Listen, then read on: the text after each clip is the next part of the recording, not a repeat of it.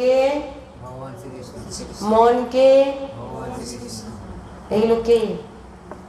কিন্তু এগুলো আমরা চিনতে পারছি না কেন?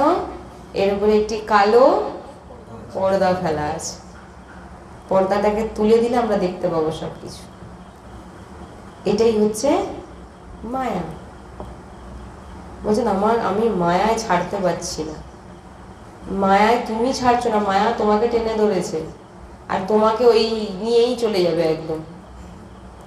মায়া থেকে বাঁচার কথা তো পরে, এখানে বলছেন মায়া থেকে বাঁচার কথা তো পরে, মায়া পতি আপনার অধীনে হয়ে যাবে। ভালো করে শুনবেন, ভগবান বলেছেন মায়া থেকে বাঁচা খুব কঠিন, কিন্তু আবার এখানে বলছেন যে